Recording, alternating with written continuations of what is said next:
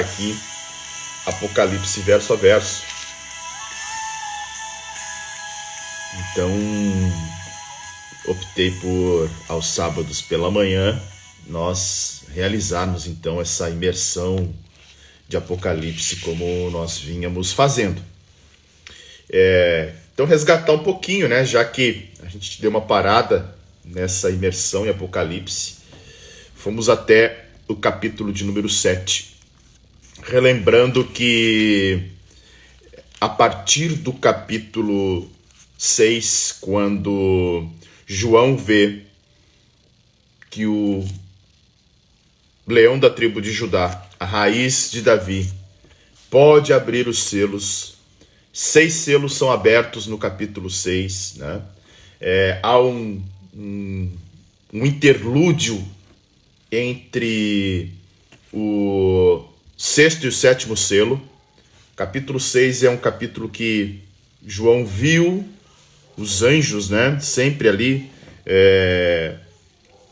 chamando, principalmente em relação à abertura dos 4 primeiros selos, que são os 4 cavaleiros do Apocalipse. Quem quiser assistir as outras lives pode simplesmente vir aqui no IGTV e puxar por Apocalipse verso a verso. Então, no capítulo 6, só resgatando, fazendo aqui todo um resgate do que nós já vimos, né? A partir do capítulo 6 que as coisas futuras começam a acontecer na visão da escola futurista. Lembrando que temos 4 escolas de interpretação do Apocalipse, que elas interpretam Apocalipse cada uma de uma forma. A historicista acredita que Apocalipse vem se cumprindo ao longo da história da humanidade e se cumpriu em diversas fases, em diversos momentos das eras. Existe uma escola que a gente chama de idealista, que ela olha para Apocalipse e diz que boa parte do texto é alegórico e são coisas que não devem ser interpretadas de forma literal. Já a visão preterista acredita que Apocalipse já aconteceu, né? Que esses relatos acontecem lá logo depois do ano 70, ali, principalmente da destruição de Jerusalém. Boa parte das igrejas protestantes acredita na visão futurista. Neste prisma, nós vemos Apocalipse capítulo 6, a partir dele, os acontecimentos futuros, e principalmente no capítulo 6, a abertura de 6 selos. Há uma pausa, no capítulo 7, que foi o último que nós vimos, João vê os remidos da tribulação, os 144 mil selados, ou 144 mil judeus, e ele também vê a multidão de gentios. Ele vê aquela multidão que não se podia contar, né? Como diz capítulo 7, verso 9 de Apocalipse. Ele diz, olha, havia uma multidão que não podia enumerar, de todas as nações, tribos, povos e línguas, e em pé diante do trono e diante do Cordeiro. Então ele faz uma pausa entre o capítulo 6 e o capítulo 8 para narrar essa visão que o Senhor mostra para ele a respeito dos 144 mil selados e a respeito do povo gentil que ele enxerga. Então esse é o selo. Esse é o selo que João chora, daquele livro que João chora, que havia um livro com 7 selos, que ninguém foi encontrado digno de abrir o selo. E na verdade, somente o leão da tribo de Judá, a raiz de Davi, venceu e sim, ele pode abrir o selo. E agora, olha que interessante. No capítulo 8, que nós vamos ver agora, João retoma os selos com a abertura do último selo. Capítulo 8, verso 1 vai dizer o seguinte: quando o Cordeiro abriu o 7º selo, houve silêncio no céu por cerca de meia hora. O que chama atenção é justamente a precisão de tempo que João narra aqui, né? Esse 7º selo, e olha que interessante, havendo aberto o 7º selo, fez silêncio. Silêncio.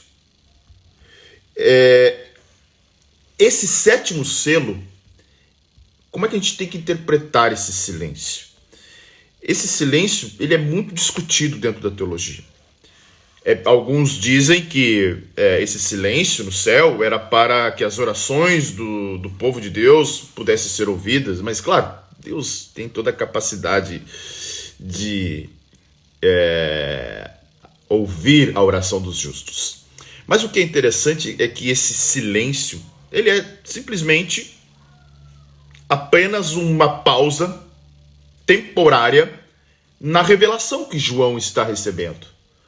Ou ainda uma pausa dramática indicando a reverência e o pavor enquanto as hostes celestiais aguardam os próximos eventos que começam a acontecer agora de uma forma dramática a partir do capítulo 8. Lembrando que quando você olha para Apocalipse e você vê selos, trombetas e taças, são sinais dos julgamentos, são séries de julgamentos e julgamentos que Deus traz para a terra e para a humanidade. É uma série, são 3, os 7 selos, as 7 trombetas e as 7 taças. Os 7 selos nós vimos anticristo, guerra, fome, morte, a oração dos mártires, grande terremoto. Esses são os 6 selos. Agora, o 7º selo é o anúncio das trombetas. Por isso que tem um silêncio. Então, o verso 1 diz assim, ó: quando o cordeiro abriu o 7º selo, houve silêncio no céu, por cerca de meia hora. Esse silêncio ele também pode ser interpretado como uma indicação das visões de que os selos foram completos. Então, o 7º selo é um selo de encerramento dos 6 selos e uma expectativa intensa da intervenção divina a partir das trombetas. Lembrando, e a gente sempre precisa fazer isso, eu sempre costumo dizer isso para quem me ouve aqui, que a gente nunca pode retirar da leitura do Novo Testamento o Antigo Testamento. Eles se complementam. Você não consegue compreender a obra da cruz de forma completa sem olhar para o Antigo Testamento. Por quê? Sem olhar para da necessidade do Salvador, que acontece lá em Gênesis, sem olhar da expectativa da promessa que Abraão, Isaac, Jacó, José, todos os homens tementes a Deus, Davi, os profetas, colocaram e esperavam com ansiedade, com expectativa, a ação de Deus, o Messias de Deus. E os autores do Antigo Testamento compreendiam esse silêncio. O silêncio é uma resposta natural da onipotência divina. Onipotência divina. Tem um texto em Abacuque, no capítulo de número 2 e o verso de número 20, que eu quero ler para você aqui, só para que a gente entenda essa questão do silêncio. Por que silêncio? Por que se fez silêncio nesse momento? Olha o que diz: mas o Senhor está no seu santo templo. Cale-se diante dele toda a terra. Ou seja, esse cálice significa que virá um grande juízo. Um pavor reverente à luz da vinda do juízo que começa agora a partir do verso 2 com as 7 trombetas. Olha só, olha o que diz lá agora o verso 2. Então a gente entendeu que esse silêncio pode ser a expectativa do juízo de Deus, pode ser um silêncio celestial por parte de todos os anjos, todos os seres celestiais, diante da oferta do incenso, que são as orações dos santos, ou todas essas coisas juntos. O que importa é que há um silêncio. E o verso 2 explica por quê. Então vi, olha só, os 7 anjos que se acham em pé diante de Deus, e lhes foram dadas 7 trombetas. Olha que coisa interessante. 7 trombetas, tá? O número 7, ele vai aparecer com muita frequência na Bíblia, né? O número 7 vai aparecer nos selos, nas taças, vai aparecer nas trombetas. O 7 mostra, embora eu não gosto muito de fazer a questão de olhar para a numerologia que tem dentro da Bíblia, né? Mas há sim uma relação mostrando que a perfeição de Deus a partir do número 7 e essa ligação das trombetas com o juízo de Deus mostra justamente, né, a sequência de julgamentos que nós temos aqui. Então, 7 selos, 7 trombetas, ok? E agora sim, a partir do verso 3, olha o que ele diz. Veio outro anjo e parou diante do altar, tendo, né, uma trombeta. Olha só. Né, um incensário de ouro.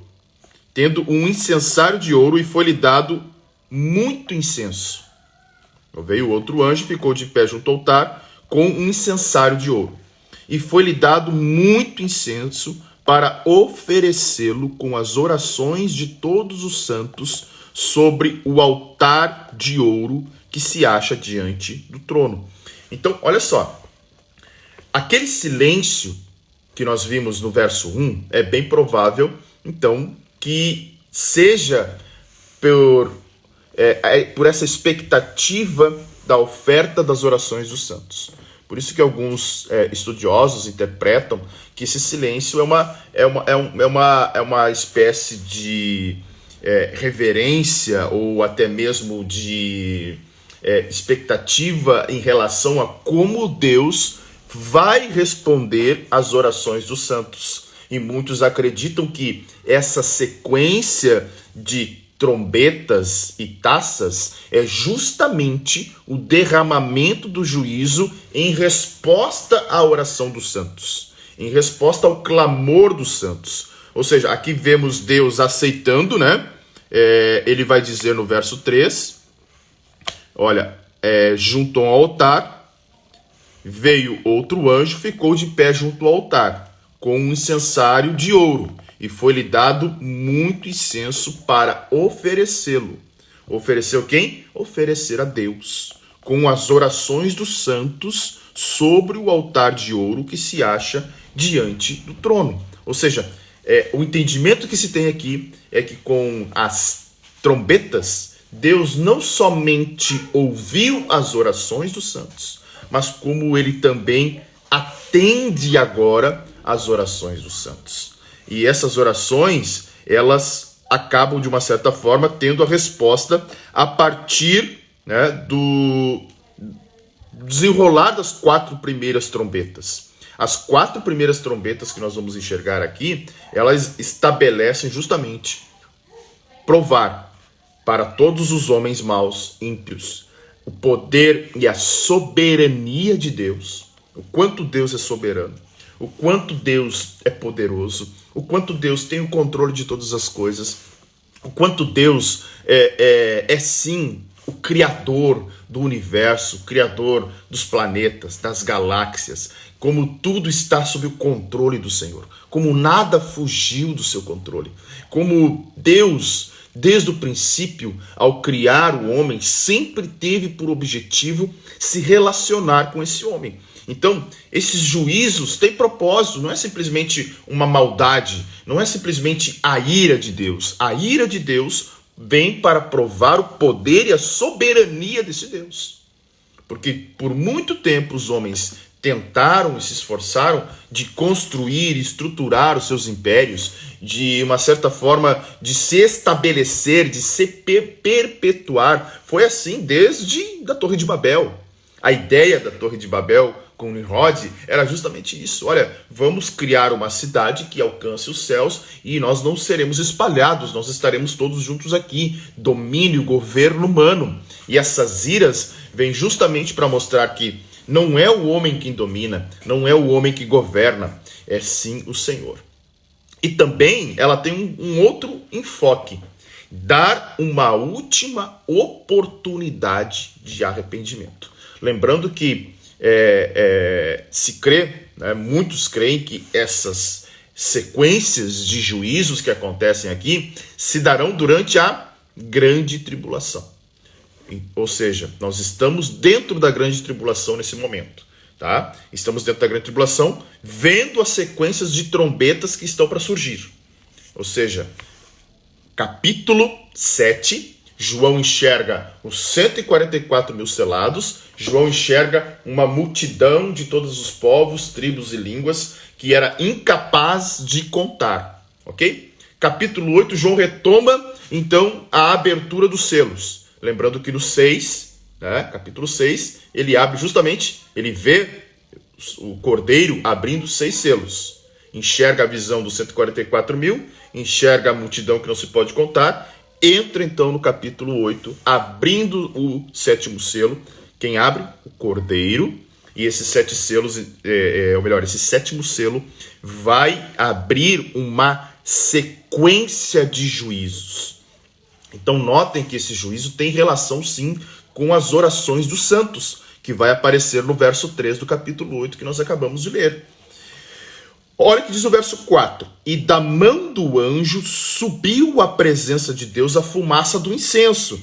É provável que são as orações, então, para que Deus julgue o mal, e não tarde em dar início ao seu reino. Olha o que diz aqui. Com as orações dos santos. Tá? Então a fumaça que sobe junto com o incenso ali, a presença de Deus, a fumaça do incenso, com as orações dos santos. Ou seja, são estas orações que são a causa desta sequência de juízo que nós vamos ver a partir do verso 7. Ainda no verso 5, ele vai dizer o seguinte, ó. E o anjo tomou o incensário, encheu-o de fogo do altar e o atirou à terra. E houve trovões, vozes, relâmpagos e terremoto. Ou seja, aqui começa o juízo. O anjo enche o incensário, joga na terra, e justamente para mostrar para os habitantes da terra que os juízos que começam a seguir a partir do verso 7 são motivados justamente por estas orações dos santos que foram apresentadas diante de Deus. Que oração dos santos são essas? Bem provável que seja a oração dos mártires, de santos que morrem durante toda a história da igreja, tá? Que foram martirizados, cristãos que estão sendo mortos. Bem provável também por pessoas que morrem durante a grande tribulação e são martirizadas também durante a grande tribulação, tá? Porque haverá uma grande perseguição, haverá sim, já há uma grande perseguição, se você olha para países da Ásia, Oriente Médio, ser cristão nesses países, países onde o muçulmano, o islamismo impera, é um desafio gigantesco. Então já há uma grande perseguição e talvez nunca houve na história da igreja, ou lembrando, se nós olharmos para a história da igreja, talvez só lá nos 2 primeiros séculos da era cristã, ali no 2º, 3º século, até Constantino criar protocolar um édito lá que barra a perseguição aos cristãos. Acho que somente nesta fase da história da igreja houve tanta perseguição, que foi a época que os cristãos eram jogados em arena, eram devorados por leões, eram espetáculos para o mundo, acho que depois daquela época, somente agora, nós temos tamanha perseguição à igreja. Tamanha perseguição por vários motivos, Por motivos de que a igreja não abre mão da sua verdade, a igreja é a portadora da mensagem da cruz, porque Jesus disse que nós teríamos aflições no mundo, Jesus disse que seríamos perseguidos, que seríamos caluniados, que seríamos levados a tribunais, e ele fala principalmente aos seus discípulos também naquela época, mas em nenhum momento a igreja esteve em paz no sentido de não ter ataques do inferno. Mas a grande esperança é que Jesus diz que as portas do inferno não prevalecerão contra a sua igreja. E lá no verso de número 6, então, de Apocalipse 8, nós vamos ver o seguinte: então os 7 anjos que tinham as 7 trombetas prepararam-se para tocar. Ou seja, já é o anúncio das 7 trombetas dessa segunda série de juízo, né? Lembrando bem, a primeira são os selos, 7 selos. Veio o anticristo, veio guerra, veio fome, veio morte. Olha só, olha o que veio sobre a terra. Veio o anticristo, primeiro cavalo, veio guerra com o segundo cavalo, veio fome com o terceiro cavalo, veio morte com o quarto cavalo, aparecem as orações dos mártires, grandes terremotos, silêncio. Silêncio, as orações dos santos sobem como incenso e agora vem a abertura, ou melhor, vem o toque das 7 trombetas. A primeira trombeta está no verso 7. Olha só, vamos para a primeira trombeta. Tocou o primeiro anjo a primeira trombeta. Verso 7. Tocou o primeiro anjo a trombeta. E houve saraiva e fogo de mistura com sangue. E foram atirados à terra. Foi então queimada a terça parte da terra. Olha só.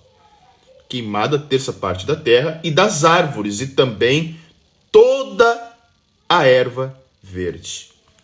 Se você olhar para o Antigo Testamento, a gente pode ver que há até uma correlação dessa trombeta com uma praga no Egito. Se você comparar, se você olha as trombetas, parece que os juízos que Deus está dando aqui, eles são juízos que já aconteceram. Parece que este primeiro suar, né, o suar da primeira trombeta, ele tem muita relação com o que aconteceu lá no Egito. Mas olha que interessante, ele diz que é queimada a terça parte da terra. Terça parte. Ou seja, embora muitos dizem, não, olha, isso é muito aterrorizante, não vai acontecer. A gente tem um entendimento, sim, que esse texto é literal. É literal e no sentido de que realmente esses juízos acontecerão. Eu estava lendo uma notícia agora há pouco sobre a próxima pandemia. Não me lembro se foi a ONU ou deixa eu ver se eu resgato aqui, só para ter certeza no que eu vou falar aqui, tá? Alguma organização mundial, aqui, achei, a ONU. A ONU alerta que a seca será a próxima pandemia. Olha o que diz. Cerca de 130 países podem enfrentar um risco maior de seca neste século. 130 países. Olha bem, 130 países. Segundo a projeção de emissões altas citadas pela ONU, outros 23 sofrerão escassez de água por causa do crescimento populacional. E 38 nações, olha só, ele primeiro fala, 130 enfrentarão um risco de seca. 23 sofrerão de escassez de água. E outras 38 serão afetadas por ambos, segundo a ONU. Ou seja, nós temos aí um cenário aterrorizante. Então, olhar para o texto bíblico da primeira trombeta, onde uma terça parte é ferida, não é alegórico. Não é algo que você vai dizer, não, isso é impossível de acontecer. O resultado da primeira trombeta é 1/3 das árvores da relva serão queimados e destruídos. Vai dizer, nossa, que grande tragédia. Sim, lembrando que é o juízo, É a ira de Deus se manifestando. É a ira de Deus trazendo juízo para a terra. Ok? Olha a segunda trombeta. Notem que há sim uma boa relação, né? A gente traz aquele insight assim e referente às pragas do Egito. Olha a segunda trombeta. A primeira trombeta, 1/3 da vegetação é queimada. Tá? Árvores, relva, 1/3 da vegetação. Tá aí, alguém pode dizer, olha, legal, isso são eventos naturais, a Terra realmente sofre com efeito estufa, sofre com desmatamento, sofre com a escassez de água, mas tudo isso, lembrando que sempre Deus prepara as coisas para o seu juízo. Tá? Deus não é um Deus sem planejamento, tanto é que Apocalipse está aqui para nos mostrar isso. Né? Existe um plano a se cumprir, existe um plano a ser detalhado, e Deus está mostrando aqui que não vindo o arrependimento, e não vai vir, né? Até porque nós vamos ver, e falei esses dias aqui numa live pela manhã, sobre a porta estreita e a porta larga. Jesus vai dizer que muitos passarão pela porta larga. Jesus diz muitos. Jesus também fala poucos. Mas o que alegra o meu coração é que os poucos, mesmo sendo poucos, olha o que diz o texto de João que eu citei hoje, João 7:9. Esse texto me dá esperança, porque diz, só resgatando, tá? Depois destas coisas vi e eis grande multidão, que ninguém podia contar, que ninguém podia enumerar, de todas as nações, tribos, povos e línguas, em pé diante do trono e diante do Cordeiro, vestidos de vestiduras brancas, com palmas nas mãos, e clamavam em grande voz, dizendo: ao nosso Deus, que se assenta no trono, e ao Cordeiro pertence a salvação. Amém?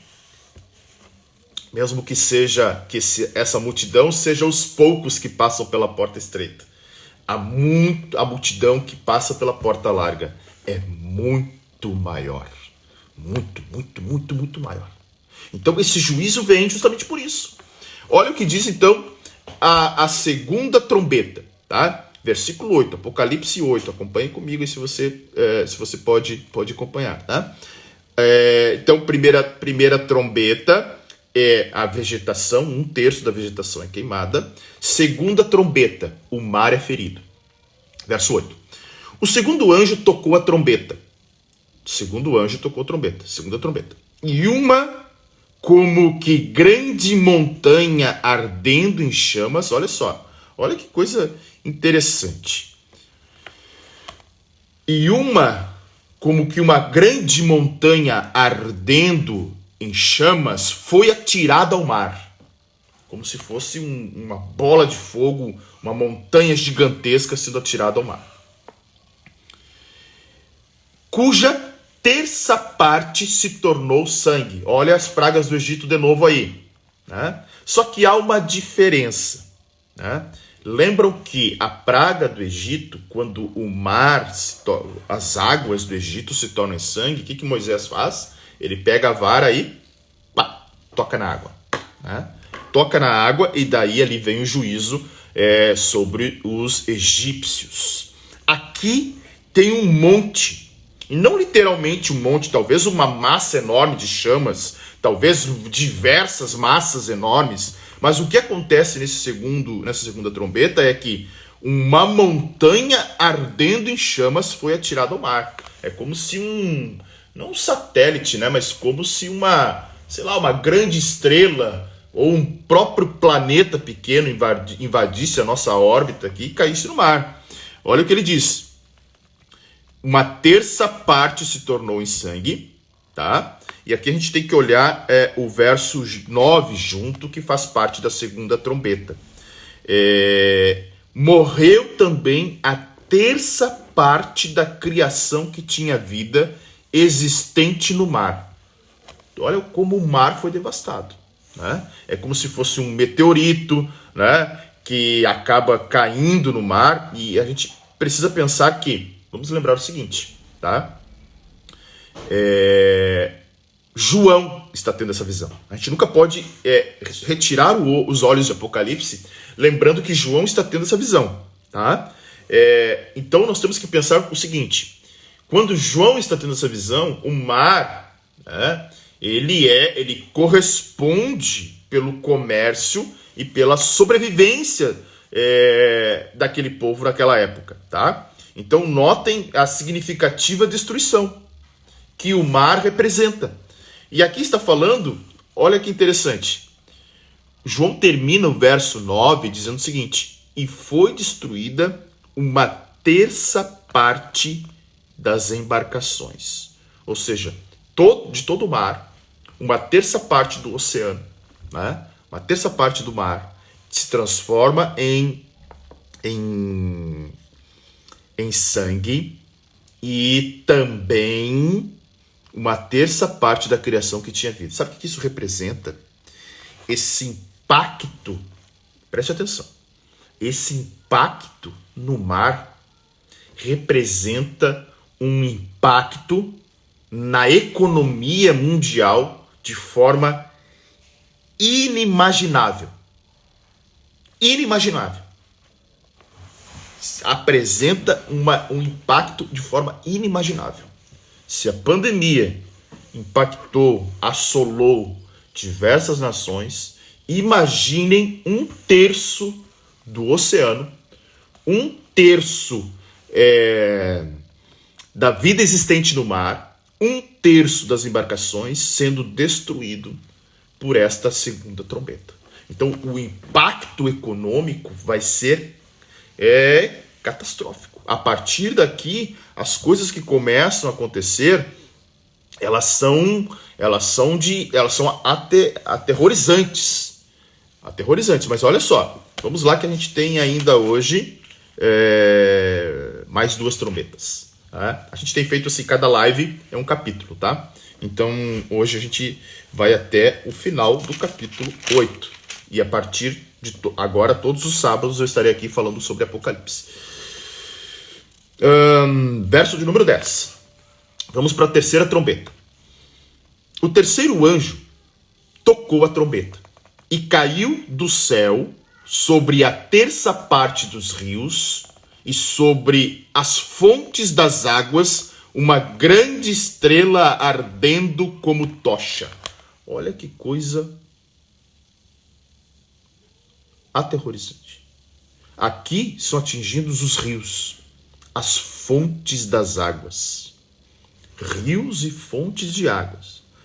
A diferença da trombeta anterior é que agora essa estrela, e olha que agora ele está falando de estrela, né? Agora ele está falando de corpo celeste, ok? Na trombeta, na segunda trombeta, quando João narra o mar sendo ferido, ele está dizendo, olha, parece que desceu uma montanha pegando fogo, ou seja, uma massa pegando fogo. Podem ser meteoritos gigantes, né? Aqui no verso 10, na terceira trombeta, João está dizendo, olha, desceu uma estrela. É bem claro aqui, ó. Desceu uma estrela, né? Uma grande estrela ardendo como tocha. Pode também ser, né? Sei lá, um meteorito, uma estrela, né, queimando e rasgando a atmosfera enquanto cai a Terra. Mas o que é certo mais uma vez, olha, preste atenção, mais uma vez Deus toca na segurança e na certeza de um povo que se orgulha, né? E tinha naquela, falando assim em relação a fontes, né? Olhando para os seus recursos hídricos, recursos naturais, o homem destrói, consome e acaba com esses recursos naturais, acreditando e tendo a falsa garantia de que jamais terá sede ou que jamais vai acabar, né? Agora, olha que interessante, a água é fonte de vida, né? A água é sinônimo de vida, né? no sentido metafórico, as fontes que são feridas aqui eram as fontes de vidas que os homens acreditavam que, né, os sustentavam. Todas as fontes de vida. Para mostrar que a única fonte de vida é a fonte da água da vida, que é Jesus, né? Agora, esse juízo tem justamente esse propósito de ressaltar que Deus inverte o sentido de fonte de vida, que era a água potável, que era a água e os rios, né, as fontes das águas, para uma fonte de morte. Ou seja, amargura, tristeza, e é justamente o que aparece no verso 11, que o nome da estrela, olha o que diz o nome da estrela. O nome da estrela é Absinto. Absinto. O nome da estrela é Absinto. O que é Absinto? É uma espécie de... né, absinto é como se fosse uma planta, né?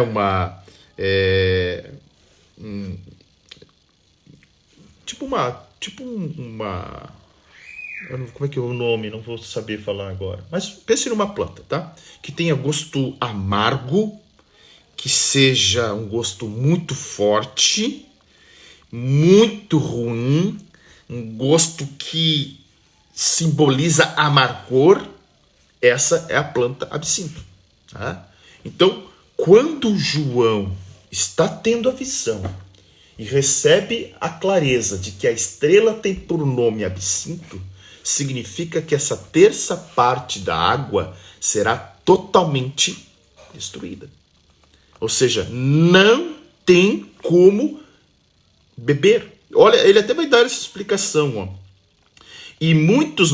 Verso 11, vou ler todo ele novamente. O nome da estrela é Absinto. Então lembrem que é uma planta, tá, com um gosto amargo, com um gosto muito ruim, que é muito forte, embora não seja venenosa, é horrível, né? Amargosa. Uma terça parte das águas se tornou nesse absinto. Se tornou. E muitos dos homens morreram por causa dessas águas, porque elas se tornaram amargosas. Olha só.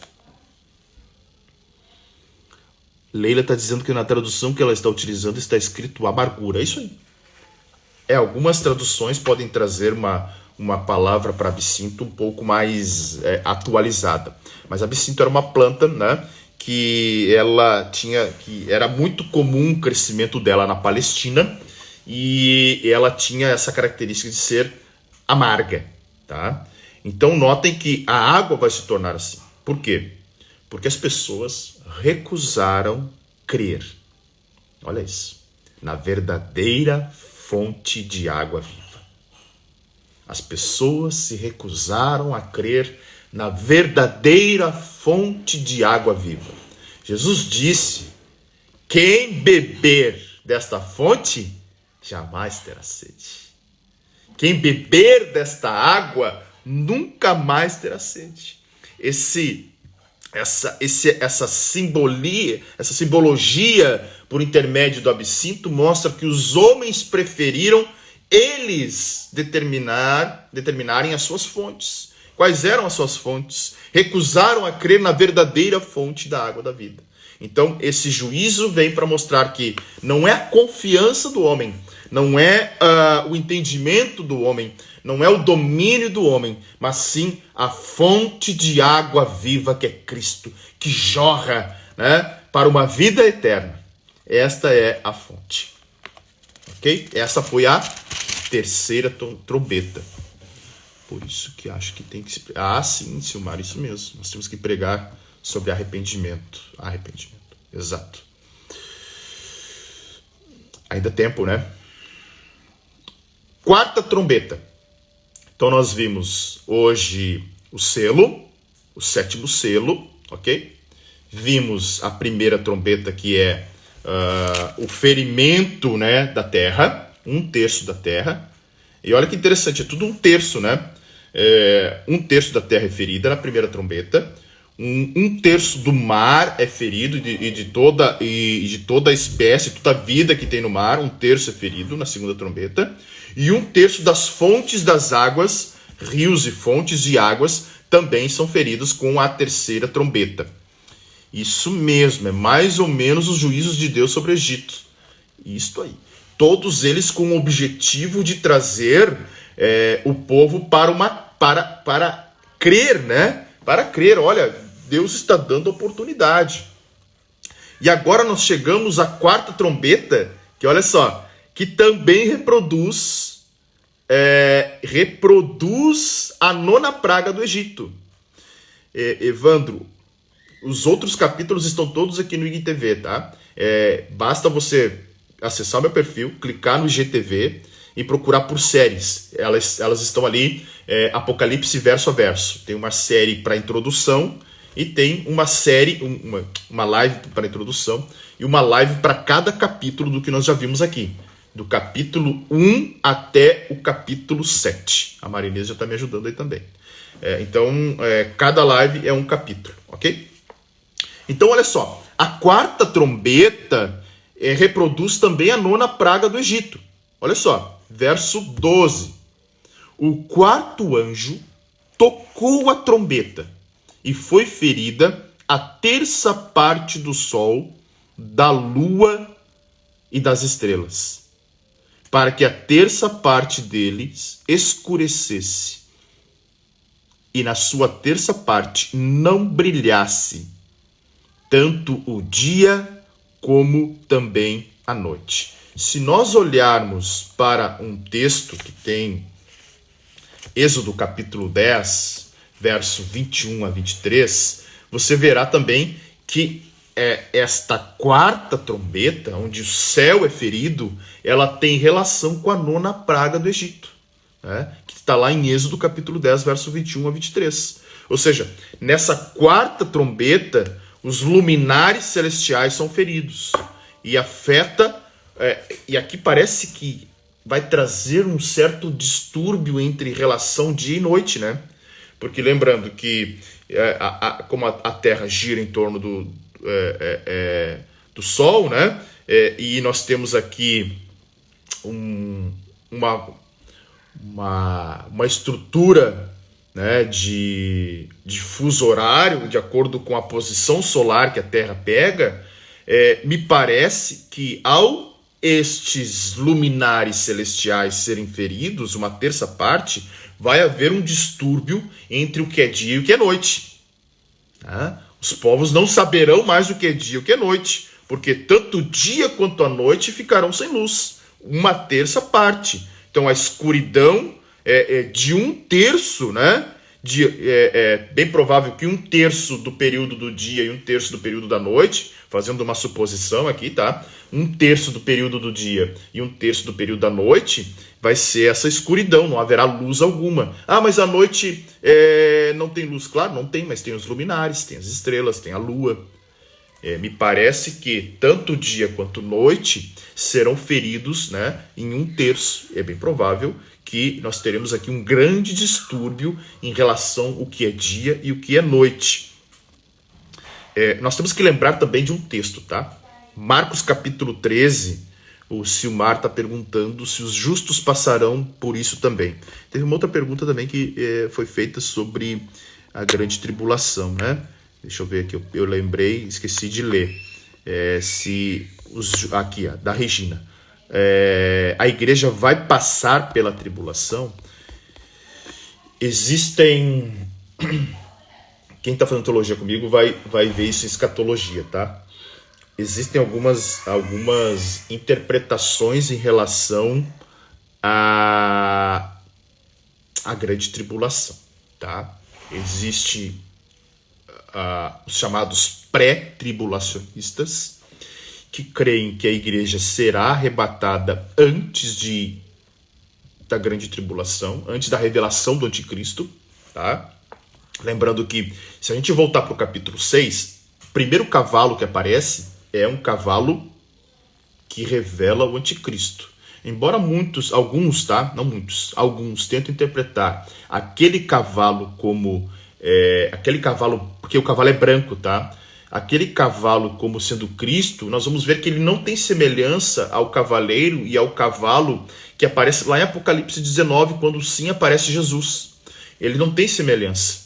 E outra, esse cavaleiro do Apocalipse está acompanhado da morte, está acompanhado da fome, está acompanhado da guerra. Jesus não está acompanhado disso. Jesus é vitorioso, Jesus é paz, é amor, mas é justiça também. Mas Jesus, ele não está acompanhado da fome, da guerra e da morte. Esses juízos de Deus e que abrem, né, com os selos, mostrando justamente o primeiro cavalo, que ele é um cavalo branco, que diz que vem para vencer, vem vencendo e para vencer, significa que é o anticristo. Tá? Então, os pré-tribulacionistas creem que a igreja será arrebatada antes desse primeiro selo. Os pós-tribulacionistas acreditam que a igreja vai passar por todo esse processo aqui. Tá? E haverá somente um resgate de Cristo na sua segunda vinda mesmo, quando Israel estiver sitiada ali naquela batalha que nós chamamos de Batalha do Armagedon, onde todas as nações estarão voltadas contra Israel, e Israel sempre teve nessa evidência aí, né? E aí sim Jesus retorna e busca a sua igreja. E há ainda isso tudo na futurista, tá? E há ainda uma parte que crê que a igreja será arrebatada no meio da grande tribulação, que nós chamamos de mesotribulacionistas, ou seja, adentra a grande tribulação, começam ali os primeiros anos da grande tribulação, e na metade dela, antes desses juízos que nós estamos vendo aqui, antes das trombetas e das taças da ira de Deus, a igreja é arrebatada, tá? Então, são essas três